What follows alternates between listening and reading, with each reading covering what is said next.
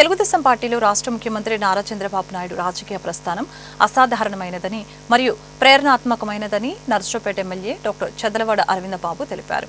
సోమవారం తెలుగుదేశం పార్టీ నియోజకవర్గ కార్యాలయంలో ఏర్పాటు చేసిన విలేకరుల సమావేశంలో ఆయన మాట్లాడారు.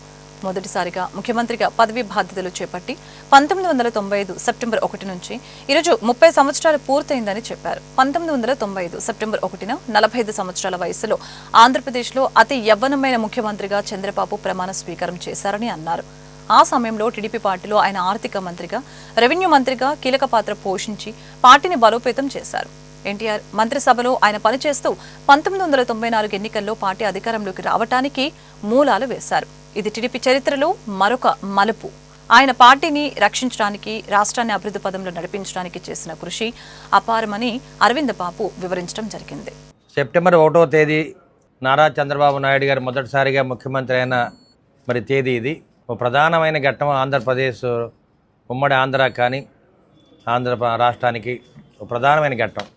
ఎన్నో ఒడిదుడుకులు, ఎన్నో మలుపులు, ఎన్నో కష్టాలు, ఎన్నో నష్టాలు పడి ఆయన ఇప్పటికే 4 సార్లు ముఖ్యమంత్రి అవ్వడం జరిగింది.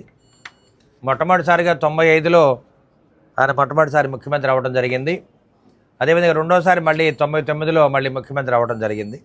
మళ్ళీ 2014లో మూడోసారి ముఖ్యమంత్రి, అదేవిధంగా 2024లో 4వసారి ముఖ్యమంత్రి అవ్వడం జరిగింది. ఇవన్నీ కూడా ప్రజలు చేసుకున్న పుణ్యమని ప్రజలందరూ కూడా భావిస్తూ ఉన్నారు. ఇవాళ ఉమ్మడి కుటుంబం ఏర్పాటు చేసి టీడీపీ, జనసేన, బీజేపీ ఆధ్వర్యంలో ఒక మంచి సుపరిపాలన చేస్తూ అమరావతి రాజధాని నిర్మించడానికి, పోలవరాన్ని కట్టుకోవడానికి అన్ని విధాల ఆలోచనలు చేస్తున్న మనిషి నారా చంద్రబాబు నాయుడు గారు. వారికి అండగా ఉన్న పవన్ కళ్యాణ్ గారు ఓ పట్టుదలతోటి ఇద్దరు కూడా వ్యక్తులు వేరైన ఒకే విజన్ తోటి వాళ్ళ పరిపాలన సాగిస్తూ ఆంధ్ర రాష్ట్రాన్ని స్వర్ణాంధ్రప్రదేశ్గా మార్చుకోవాలని చెప్పి ఆలోచనతోటి ఇద్దరు కూడా ప్రయాణం చేస్తున్నారు. మరి వాళ్ళ ప్రపంచ చరిత్రలో చంద్రబాబు నాయుడు గారి పేరు తెలియని వారు ఎవరు లేరు.